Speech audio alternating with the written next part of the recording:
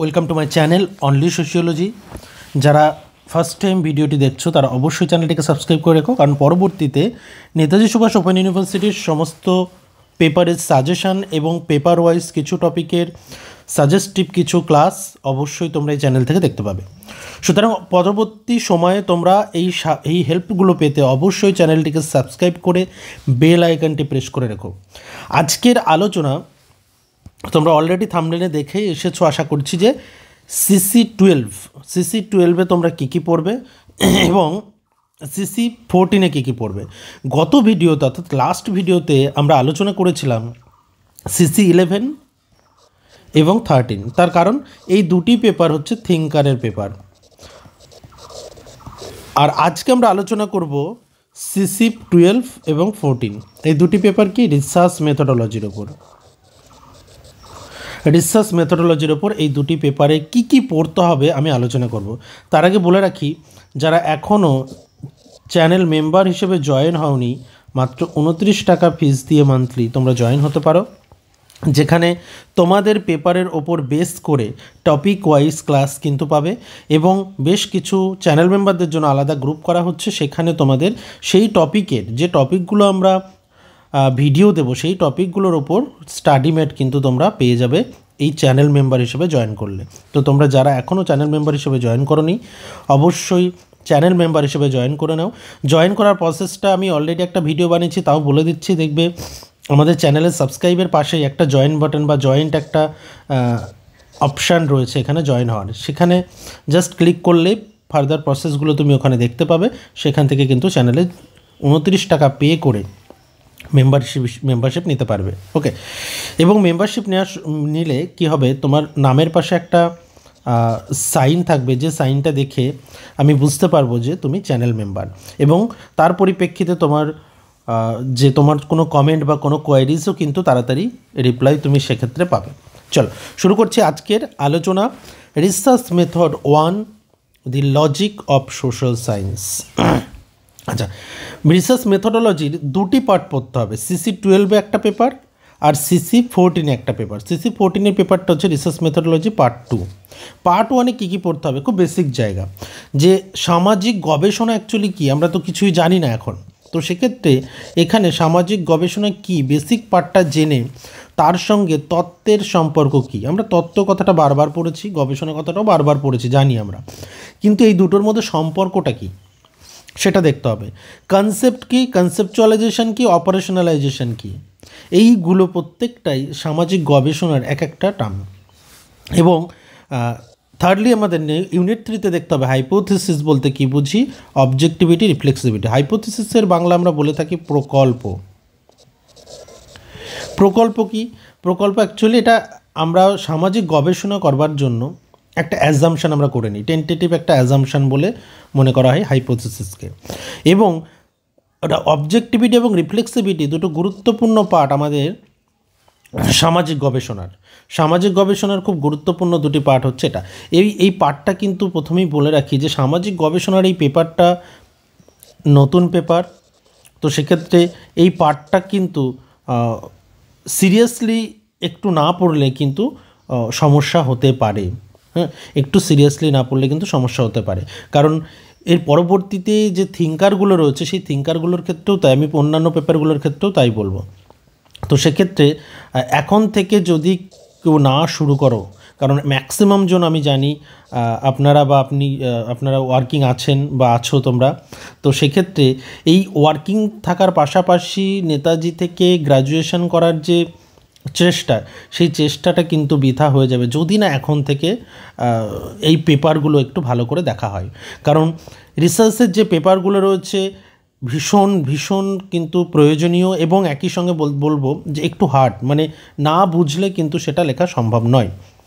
যেটা আমি এর আগেও বলেছি যে NSOর যে সিলেবাস, ক্যালকাটা বলো, যাদবপুর ইউনিভার্সিটি বা কল্যাণী ইউনিভার্সিটি, এই প্রত্যেকটা ইউনিভার্সিটির সিলেবাসকে কিন্তু ছাপিয়ে গেছে, অনেক এক্সট্রা কিন্তু পড়তে হচ্ছে।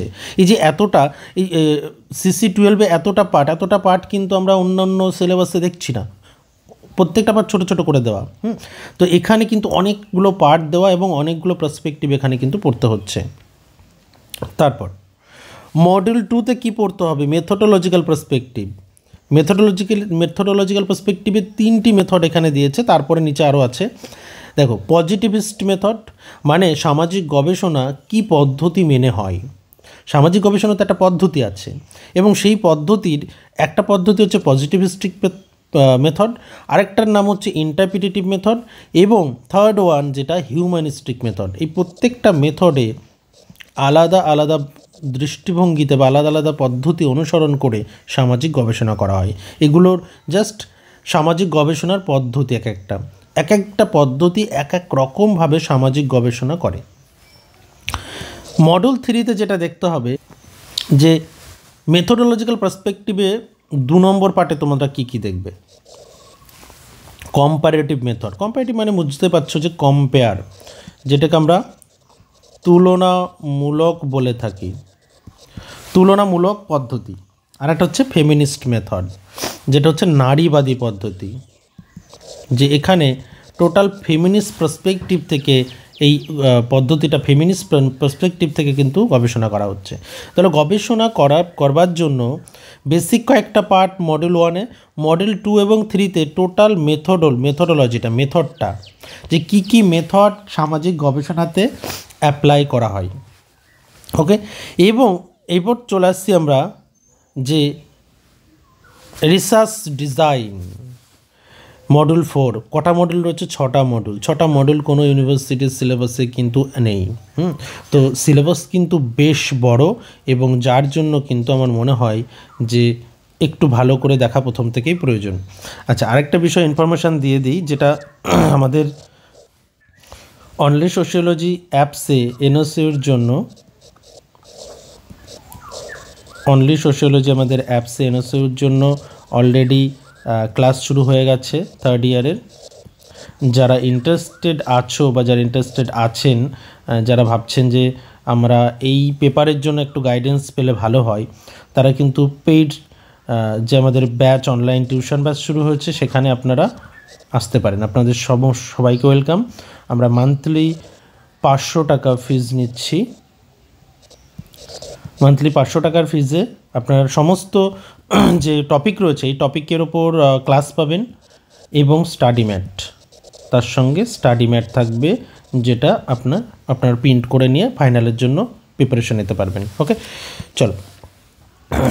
আচ্ছা, রিসার্চ ডিজাইন অ্যান্ড ডেটা কী পড়বে এখানে? রিসার্চ ডিজাইন, নকশা। গবেষণার তো একটা নকশা প্রয়োজন, বাড়ি করতে গেলে একটা নকশা তৈরি করতে হয়, গবেষণারও একটা নকশা তৈরি করতে হয়, সেই অনুযায়ী স্টেপ অফ রিসার্চও তৈরি করতে হয়, যে কী স্টেপ আমরা অবলম্বন করে, একটা পদ্ধতি অবলম্বন করে আমরা গবেষণাটা করব। তাহলে গবেষণার একটা নির্দিষ্ট কিছু পদ্ধতি রয়েছে, নির্দিষ্ট কিছু স্টেপ রয়েছে, সেই স্টেপগুলো পালন করতে হয়, এবং একটা নির্দিষ্ট নকশা তৈরি করতে হয়। নকশা তৈরি করলে কী হয়? নকশা তৈরি করলে খুব সহজে, খুব অল্প সময় ব্যয় করে অ্যাকুরেট ডেটা বা অ্যাকুরেট গবেষণাটা করা সম্ভব হয়। যেমন আমরা বাড়ি তৈরির ক্ষেত্রে দেখে থাকি। অলরেডি গবেষণা নকশার উপর একটা ক্লাস কিন্তু আমরা আপলোড করেছি ইউটিউবে, চাইলে দেখে নিতে পারো। আমি ডিসক্রিপশন বক্সে লিঙ্কও দিয়ে রাখলাম। Tools and techniques. এবার গবেষণা করবার ক্ষেত্রে সবচেয়ে প্রয়োজনীয় উপাদান কি? ডেটা, বা আমরা অনেকে ডাটা বলে থাকি। এই ডেটা বা ডাটা বা তথ্য, এই তথ্য ছাড়া তো গবেষণা সম্ভব নয়। সামাজিক গবেষণা সম্পূর্ণ তথ্য নির্ভর, তথ্যের উপর বেস করে আমরা সমাজের বিভিন্ন বিষয়গুলোকে ব্যাখ্যা করে থাকি। তো এই তথ্য কত ধরনের হয়? টাইপস অফ ডেটা, প্রাথমিক তথ্য এবং গৌণ তথ্য, এই দুটো তথ্যের উপর বেস করেই কিন্তু একটা প্রাইমারি, একটা সেকেন্ডারি, এই দুটো তথ্যের উপর বেস করেই কিন্তু সামাজিক গবেষণা করা হয়। এবং দ্বিতীয়ত, এই তথ্য কিভাবে কালেকশন করা হয়? কালেকশন করা হয় অবজারভেশনের মধ্য দিয়ে। অবজারভেশনের বাংলা কি বলে থাকি? পর্যবেক্ষণ করে ডেটা নেওয়া যায়। আরেকটা টাইপের ডেটা নেওয়া হয় যেটার মাধ্যমে, সেটা হচ্ছে প্রশ্নমালা। আমরা নির্দিষ্ট কিছু প্রশ্ন তৈরি করি, সেই প্রশ্ন উত্তরদাতাদের মধ্যে বিলি করে তাদেরকে ফ্ল্যাপ করতে বলি, এটা প্রশ্নমালা পদ্ধতি। এভাবে ডেটা কালেকশন করা যায়। আর কিভাবে ডেটা কালেকশন করি? ইন্টারভিউ। আমরা ফেস টু ফেস এক একজনকে এক একজনের ইন্টারভিউ নিয়ে তাদের থেকে আমরা ডেটা নিতে পারি। একটা শিডিউল নিয়ে ইন্টারভিউ শিডিউলের মধ্য দিয়ে তাদেরকে প্রশ্ন করি, তাদের থেকে ডেটা কালেকশন করে আমরা গবেষণার জন্য ব্যবহার করি। এই হচ্ছে আমরা কটা দেখলাম, 3টি পার্ট, অবজারভেশন, কোশ্চেনের, ইন্টারভিউ, আরও কয়েকটা পার্ট রয়েছে, সেগুলো কিন্তু আমরা পরবর্তীতে জানবো দ্বিতীয় পেপারে। আর মডিউল 6-এ চলে আসি এবার। এখানে কি দেখতে হবে, যে আমরা তো গবেষণা করব, গবেষণা কত ধরনের হতে পারে বুঝতেই পারছো। যে আমরা সিলেবাসটা আলোচনা করছি, সিলেবাসের আলোচনা দেখে আশা করছি বোঝা গেছে যে আমাদের এই পেপারের এরিয়া কতটা। গবেষণা কি হতে পারে, গবেষণা কি হতে পারে, একটা হচ্ছে দেখো ইউনিট 16-এ কোয়ান্টিটেটিভ রিসার্চ আর qualitative research, very very important দুটো পার্ট। একটাকে বলে থাকি আমরা কোয়ান্টিটেটিভকে আমরা বলে থাকি সংখ্যাগত, আর কোয়ালিটেটিভকে বলে থাকি আমরা গুণগত গবেষণা। ওকে, এই দুটি ধরন আমাদের দেখতে হবে। আরেকটা দেখতে হবে যে অ্যানালাইজিং ডেটা, কোয়ান্টিটেটিভ আর কোয়ালিটেটিভ ডেটা কীভাবে আমরা অ্যানালিসিস করি। আর এই দুটোর মিক্স যদি হয় তাহলে সেক্ষেত্রে আমরা কী বলি, সেটাকে আমরা বলি মিক্স মেথড। ওকে, এবং আরও একটা গুরুত্বপূর্ণ পার্ট এখানে দেখতে হবে আইসিটি কি, ইনফরমেশান অ্যান্ড কমিউনিকেশন টেকনোলজি।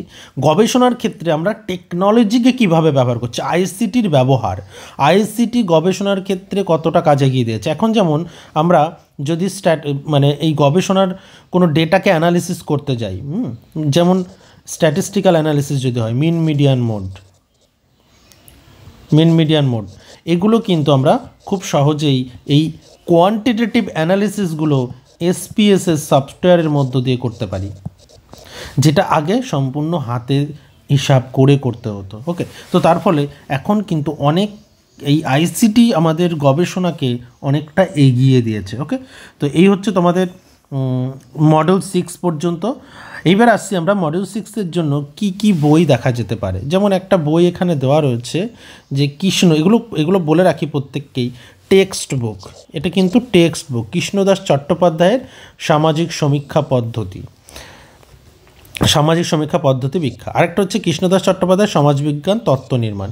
এই তত্ত্ব নির্মাণটা বেসিক্যালি থিওরির জন্য, এই পেপারের জন্য মনে হয় না আমার প্রয়োজন আছে এই পেপারটা, এটা হচ্ছে থিওরি পেপারের জন্য, তবে কেনা যেতে পারে। ওকে, এই দুটি বই গুরুত্বপূর্ণ বই হিসেবে নেওয়া যেতে পারে, কিন্তু এটা কিন্তু আমাদের এই পেপারের জন্য নয়, আমি এটা ক্রস চিহ্ন দিয়ে রাখলাম। এটা কিন্তু অন্য পেপার বা থিওরির পেপারের জন্য বেশি গুরুত্বপূর্ণ। যারা ইংলিশ মিডিয়ামে আছো তাদের ক্ষেত্রে বলবো ডুইং সোশ্যাল রিসার্চ, এই 3টি বই কিন্তু গুরুত্বপূর্ণ। আরেকটা বই যেটা আমি বলবো যে এই বইটা একটু লেখাটা একটু জটিল, একটু লেখাগুলো একটু সেন্টেন্সগুলো বা ভাষাগুলো কিছু জটিল ভাষা ব্যবহার করা হয়েছে, কিন্তু বইটা খুব ভালো কোয়ালিটির, তোমরা ব্যবহার করতে পারো। কৃষ্ণদাস চট্টোপাধ্যায়, সুদর্শনা সেন, রিসার্চ মেথোডোলজি, সামাজিক গবেষণা পদ্ধতি ও কৌশল। ওকে, সামাজিক গবেষণা পদ্ধতিবিদ্যা ও পদ্ধতি ও কৌশল, এই বইটা কিনতে পারো। ওকে, এটা কিন্তু বাংলা বই, কেপি বাগচি পাবলিকেশানের, তোমরা এখান থেকে নিতে পারো। চলো, এরপর চলে আসছি আমরা, যেটা বললাম যে 12-র পরে আমরা আজকে আলোচনা করব 14, কারণ এই 13-র পেপারটা সোশিওলজিক্যাল থিঙ্কার 11 এবং 13 অলরেডি কিন্তু আমাদের আলোচনা করা আছে, তোমরা দেখে নিও। এই 13-র পেপারটার ক্ষেত্রে আমি বলেছিলাম যে এই যে 13, 11, 11, 12, 13, 14, এই যে 4টি পেপার, এই 4টি পেপারই কিন্তু বেশ জটিল পেপার, যে পেপারগুলোর জন্য কিন্তু গাইডেন্স প্রয়োজন হয়, এবং যে কারণে অনেকেই আমাকে বলেছিলেন টিউশন শুরু করবার কথা। আমরা সেকেন্ড ইয়ারে কোনো ব্যাচ ছিল না, কিন্তু থার্ড ইয়ারে ব্যাচ শুরু করলাম, যেটা বেশ কয়েকজনের ডিমান্ডের জন্য। অলরেডি আমরা 6 জন অ্যাডমিশন নিয়েছে, ক্লাস শুরু হয়ে গেছে। অলরেডি 6 জন অ্যাডমিশন নিয়েছে, ক্লাস শুরু হয়ে গেছে, 1 মাস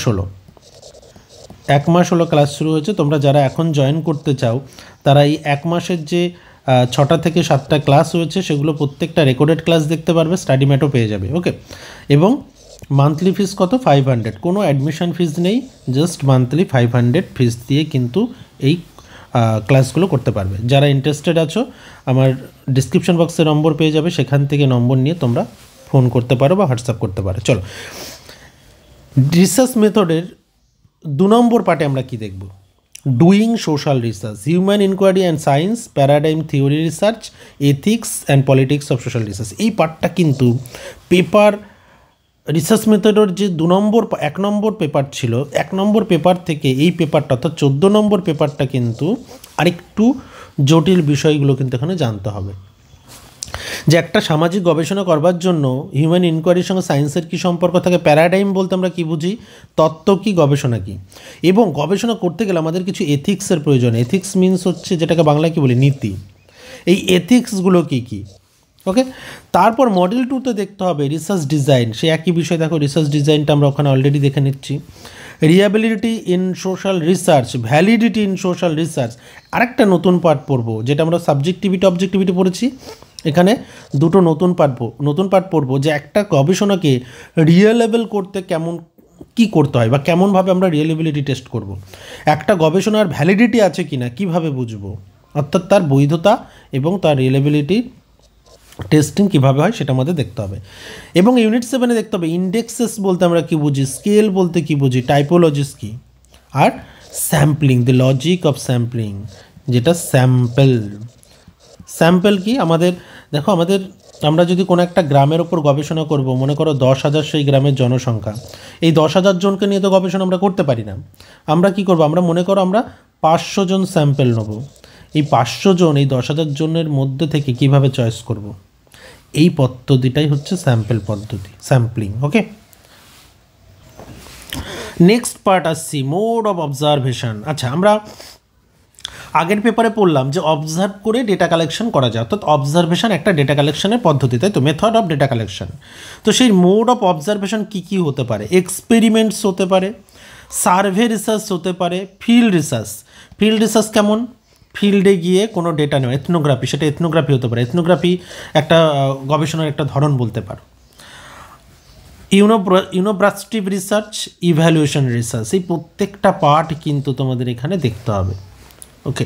আর লাস্টলি যেটা এখানে দেখতে হবে, যে পার্টটা বলছিলাম, যে স্ট্যাটিস্টিক্যাল পার্টটা, statistical method, level of measurement, frequency distribution, এখানে কিন্তু আমাদের মিন, মিডিয়ান, মোড, এই প্রত্যেকটা পার্ট দেখতে হবে। এবং মানে স্ট্যাটিস্টিক্সের খুব বেসিক দিয়ে শুরু করবো, এবং লাস্টলি আমাদের কিছু স্ট্যান্ডার্ড ডেভিয়েশন, ভেরিয়েন্স, কোভেরিয়েন্স, এই পার্টগুলো পড়তে হবে। Graphical and diagrammatic presentation of data, অর্থাৎ একটা ডেটা কিভাবে প্রেজেন্ট করা হয়, গ্রাফিক্যাল রিপ্রেজেন্টেশনটা কেমন হয়, এমনটা হতে পারে, এমনটা হতে পারে, তাই তো, ওকে। এই যে ডেটা প্রেজেন্টেশনটা, মেজার অফ সেন্ট্রাল টেন্ডেন্সি, তার মধ্যে কী কী পড়তে হবে আমরা, আর বিশেষ করে স্ট্যাটিস্টিক্যাল মেথডের মধ্যে আমরা খুব গুরুত্বপূর্ণভাবে কী জানি, মিন, মিডিয়ান, মোড, এই তিনটে।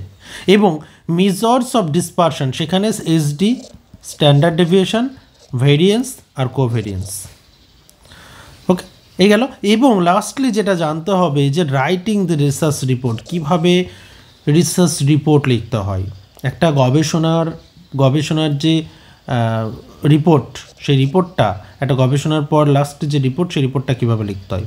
এবং এই গবেষণা করবার পর একদম লাস্ট যে মেথডটা আমাদের মেনটেন করতে হয়, সেটা হচ্ছে বিবলিওগ্রাফি এবং সাইটেশন।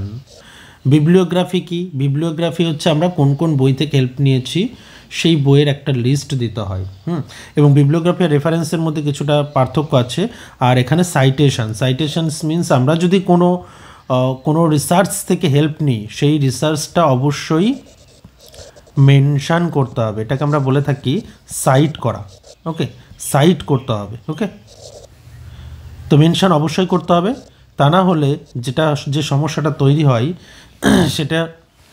সেটার ওপর বেস করে কিন্তু রিসার্চের বৈধতা নিয়ে প্রশ্ন ওঠে, কপি পেস্ট বলে সেটা ধরা হয়। এবং আরেকটা চেক করা হয় প্লাজারিজম, এই প্লাজারিজম বা প্লাগারিজম চেকে যদি ধরা পড়ে সেক্ষেত্রে কিন্তু পানিশমেন্টও হতে পারে, ওকে। আমি যদি কারোর অন্য কোনো রিসার্চ পেপার থেকে কোনো বিষয় উল্লেখ করি তাহলে সেটা অবশ্যই আমাকে অ্যাকনলেজ করতে হবে, আমাকে মেনশন করতেই হবে। ওকে, তো এই হচ্ছে মোটামুটি কিছু বেসিক পার্ট এখানে রিসার্চ রিপোর্ট লেখার।